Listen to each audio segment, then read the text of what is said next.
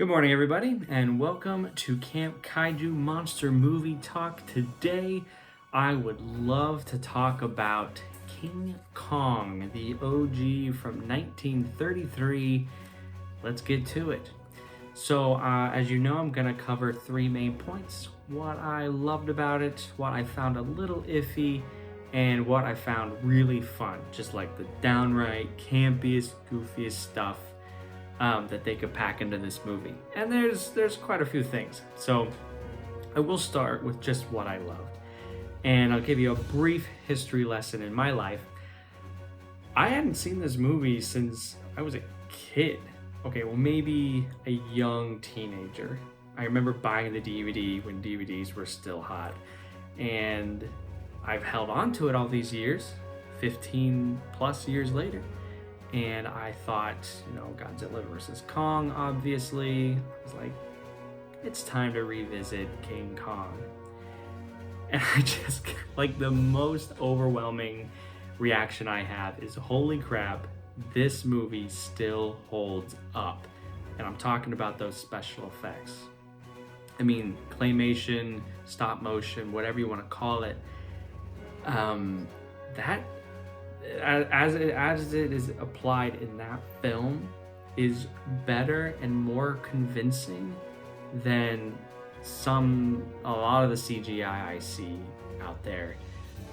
Just the way that Kong and all the other creatures are able to interact with the humans still in a very believable way.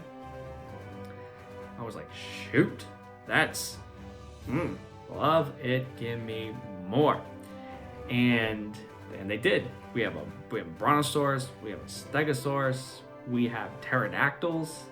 I mean, and that's another point I want to make. The world of Skull Island in this movie is so rich and full of interesting characters, interesting deadly characters. Yeah, I loved it. Very fun. The pacing of the film plays a huge role in that. It never lags. There's the beginning, maybe compared to the rest of the film, but we got to get the setup. We got to meet the players who we're dealing with. But once they get on that ship, I mean, it never takes its foot off the pedal. And it's good. It's a good time. It's rollicking. Just I want to give a quick shout out to the cast. Love the guy who plays Carl Denham.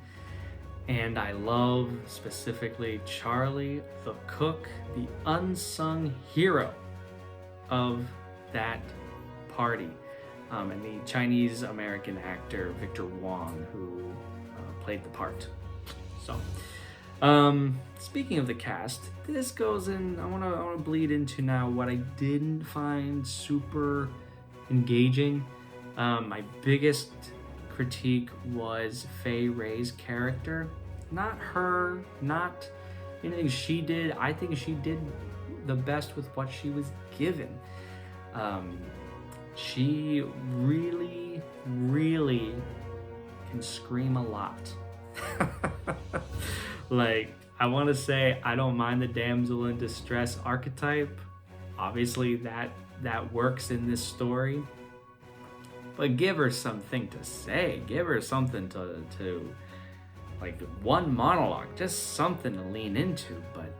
But just screaming for 60 minutes. I feel bad for her and her lungs, her throat. I feel bad for my ears that had to listen to just a lot of screaming. I can't get over it. That's what I'm hung up on right now. As for the Downright Campy, I just want to say, we all know King Kong climbs to the top of the Empire State Building, but step back and think about what that sentence I just said. And I wish if I can go back in time, I would go to that writer's room at RKO and be like, okay, so we got our giant gorilla, and he's gonna climb, or he's gonna go to New York City. Whoa, love that. What else you got? Oh, I got more. He's gonna climb the tallest building in the world, and then, spoiler alert, gets shot down, falls to his death. Beauty killed the Beast. Boom, we out. What? Like, it is objectively the most insane ending to a movie until we get to Son of Kong, which we'll talk about next week. And somehow they outdo themselves in that picture. So this has been Camp Kaiju Monster Movie Talk. Engage any way you can, and I'll see you next week.